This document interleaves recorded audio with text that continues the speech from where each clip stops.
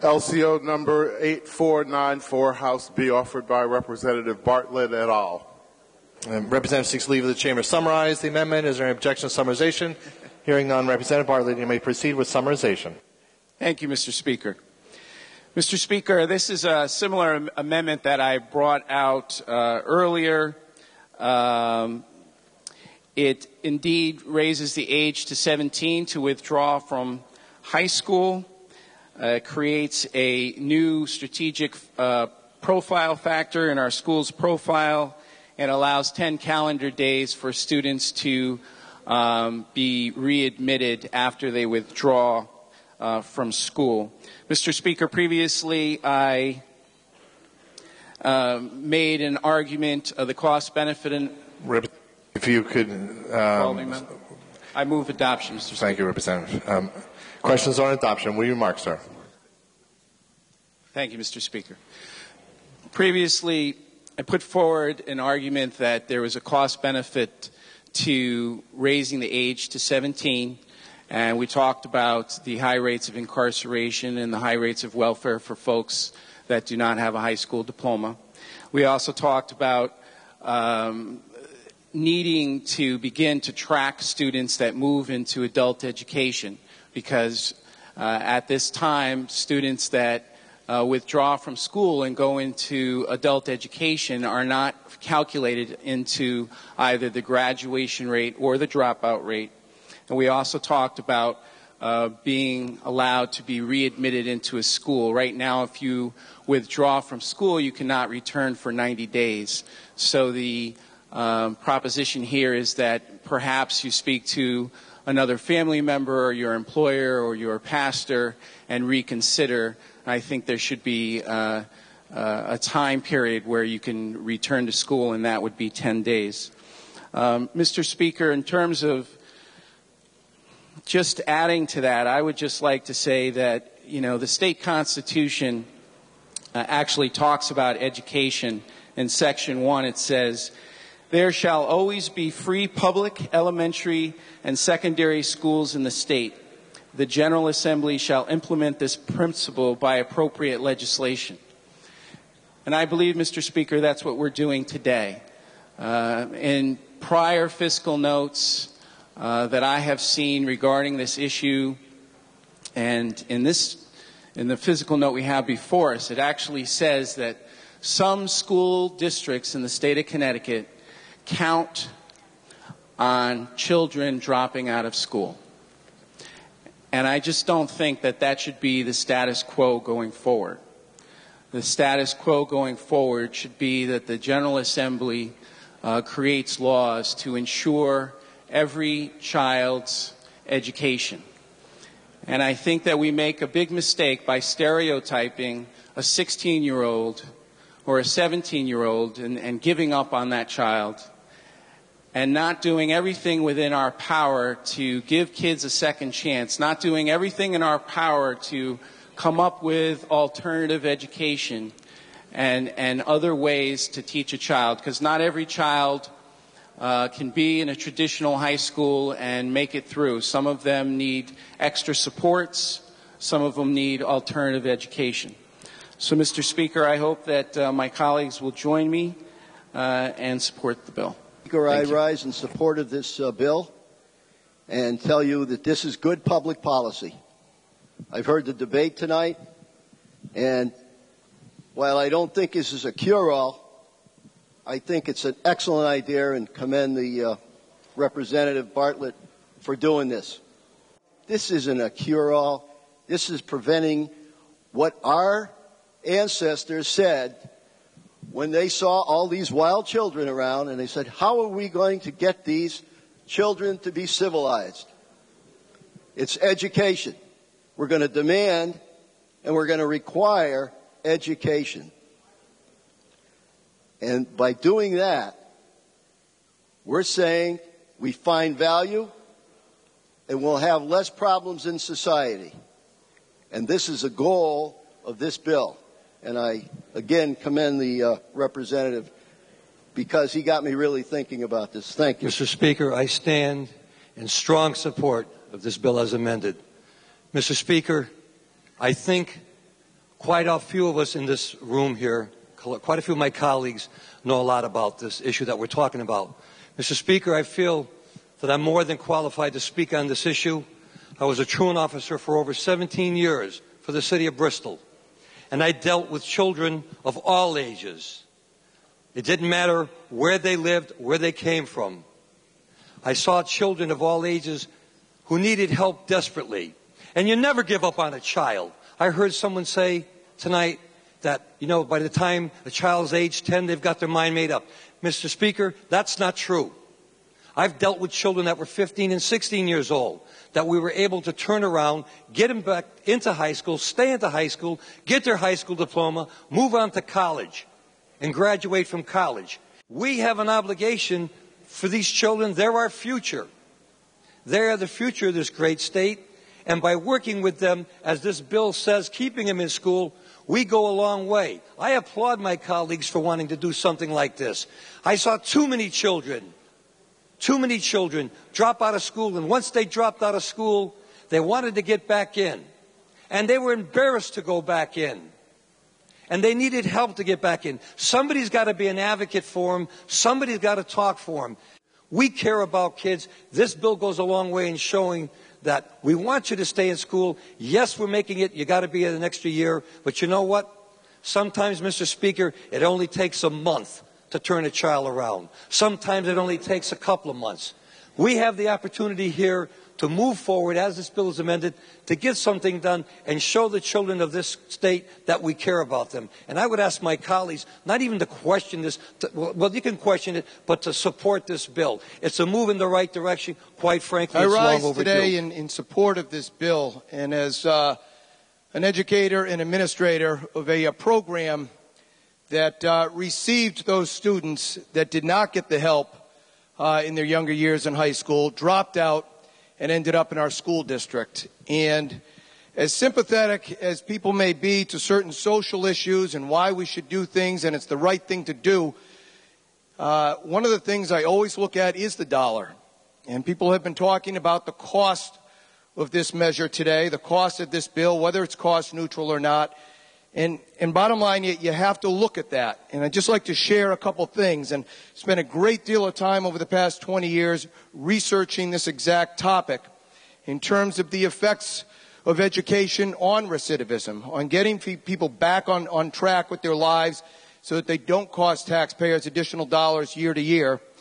And having completed a doctoral dissertation in education, of which part of was the effects of education, and doing things just like we're doing in this bill. And let me give you the alternative to not passing something like this.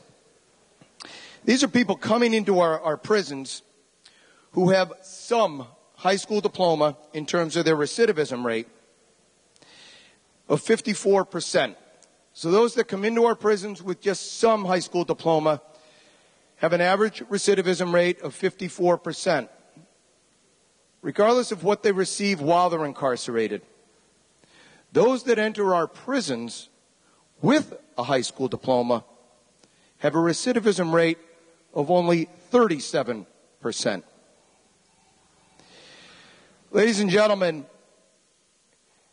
taking a very conservative figure, as I normally do when looking at numbers and research, to reduce just our population of those individuals by 10% in a single year, that savings to Connecticut taxpayers is $73.5 million. Every day we delay these types of decisions, in a very conservative figure, we are costing taxpayers over $200,000 a day. These are very, very, very conservative numbers. Of those that come through with some college education, 29.5%. Of those that come in to our prisons with a college degree, that recidivism by the group of itself is only 5.4%. Economically, the data supports the higher the education, the lower the number of individuals that will be entering and staying in our prisons year after year after year, saving taxpayers billions of dollars if we increase this, to lower the number of those entering and staying in our prisons through one single factor: education. Education reduces entry and recidivism in our prisons, saving millions of dollars every year. I happen to have a personal experience with people who drop out of high school. My mother dropped out of high school, and I spent Mother's Day speaking with my mother about that experience she had. And in talking to people about this, I've talked to people who've talked about the different experiences that people have who've dropped out of high school. And I know that my mother had some difficult experiences. And she did go back to high school and complete high school, but because of the decision she made to leave high school, her life never got back on track, and she was a good student. And so as I listened to some people question whether or not the students that we're talking about, whether they're good students or bad students, whether they're troublemakers or not, I happen to know that they're not all of any category. And I have another experience with this. I have the experience of waking up every morning to read my email, which has been sent to me through the police department of New Haven, and read about young people who've either shot each other or stabbed each other.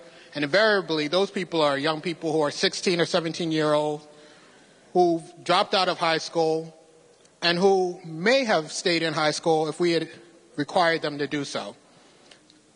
I think that what we have done by amending this bill and hopefully by passing this bill is good for the children of the state of Connecticut and for the people of the state of Connecticut. And another thing that we should take into account is the population that we're dealing with here, that we're trying to deal with by doing this, happens to be all of the people of the state of Connecticut. But the reality is we're talking about people in the urban communities.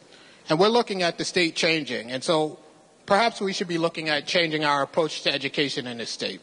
And so I rise in support of this, and I thank Representative Bartlett for doing this, because I think it's, in terms of education, one of the better things I've seen us do. Last week we had a resolution here to talk about disparities that happen to people because of race. And we know that the dropout rate in the cities are considerably higher than they are in our suburban areas, as articulated by Representative Holder Winfrey. We also talked about Prudence Crandall and what happened to her because she's tried to educate children of color. If we don't put our minds to doing what's right, then that's to provide education, which is the way out of poverty, then we have failed. We need to say what is best for the state of Connecticut, not is what does it always cost. I asked you a long time ago when we debated a bill, what is the price or the value of a human life? We talk, and especially my colleagues on the other side of the aisle, about the workforce of the future. And the workforce from the future is going to come out of the cities. And if it's not educated, we will lose more companies, corporations, and other things because we don't have them. Mr. Speaker, I rise in support of this amendment. Currently, in my opinion, and in the opinion of many others, we have bad policy in the state of Connecticut that allows young people to leave school at the age of 16. Currently, they can do it with their parents' permission, but it wasn't too long ago that they can do it without their parents' permission. And when we have bad policy like that, it's our responsibility to format and create new policy. And I think by passing this amendment and eventually passing this bill, we'll be setting a new policy for the state of Connecticut. Currently, when young people drop out of school, and I see it every day because I work in a high school, I can just imagine over the past 2 weeks, 3 or 4 young people have came to their school with their parents to drop out. And unfortunately, in today's society, too many times our young people are making decisions for themselves with the consent of their parents, not knowing what can happen for them in the future. We cannot, as a state, continue to go down this path, allowing young people to be failures in school and then allowing them to drop out of school. Our social service agencies are packed. We cannot continue this route. What happens when a young person drops out of school? First of all, they're uneducated. They can't. When you're uneducated, you get a poor job. And when you get a poor job, you have poor health care. And when you have poor health care and poor care, more than likely you're going to live in a poor community. And that's a cycle that we have to end. We know it's happening. We know exactly what cities they're happening in. In 2001, when this bill came out in 2001, the state of Connecticut identified 3 large cities. And it said that in cities of New Haven, Hartford, and Bridgeport, it will cost the state of Connecticut money if these individuals were allowed to stay in school. Now just think about that for a minute. It will cost the state of Connecticut money if these people were to stay in school. How can you rationalize that and not think forwardly? The cost of it not having an education? Well, currently right now, unfortunately, we know that the unemployment rate for young people in the city of Hartford, I know, is about 50 or 60%. And these people are going to have to be taken care of. And we've been taking care of them for a number of years. And we're knee-deep in this. There was a time that we couldn't afford to do that. We can have our social service agencies. We can have TANF for welfare to take care of. But those days are far behind us. We have to provide a quality education for every child in this state. And the cost, well, think about it. The cost of incarcerating a young person is about $35,000 a year. We don't pay that much for quality education. We can't. We cannot afford this rate. So anyone who discusses the fact that this costs us too much, I think you're misguided in that estimation. The state of Connecticut was criticized from the Secretary of Education in regards to the way that we educate people of color and poor people in our state. The Secretary of Education referred to the state of Connecticut as bigots. And that was a strong word coming from a Secretary of Education in Washington, D.C., and that was under a Republican administration. I don't know about you, but if someone was to call me a name like that, I'll be upset. And I wouldn't just stand there and taking it, laying down.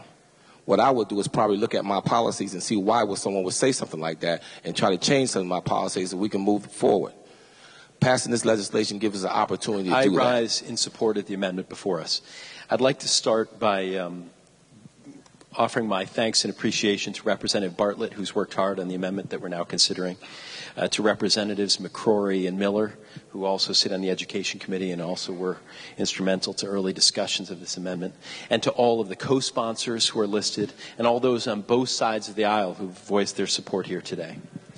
You know, in the course of my public career and the course of my life, I've spoken to many colleagues and folks in my town who have experienced the process of talking to someone who made the terrible decision to drop out of high school at a young age.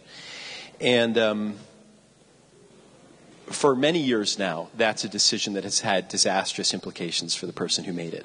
But never more than today. And never has it been more unacceptable in an economy that is really focused on information and an ability to use, understand, analyze information, for us to have children who don't arrive in our society as adults without a basic foundation that allows them to thrive and prosper. It's not acceptable for us to have school systems in this state where there is an expectation that a large percentage of children will drop out. It is not acceptable for us to have school systems in the state of Connecticut that don't properly track what is the graduation rate, how many children are actually leaving the schools. It is not acceptable for us to have school systems in the state that aren't even aware of how many children who dropped out decided to go to adult ed and then left adult ed. It's just outrageous, frankly, that in this day and age, it's necessary for us to take this step. It really is it's a crying shame that we have so many school systems with so many problems that we are losing so many children before they get to the senior year of high school. And I'm hopeful that this bill is one among many that we will be passing that start to turn that trend Senate around. Bill 947 is amended by House B. Total number voting 146, and this is for passage 74. Yea 130, nay 16, absent not voting 5. Bill is amended is passed.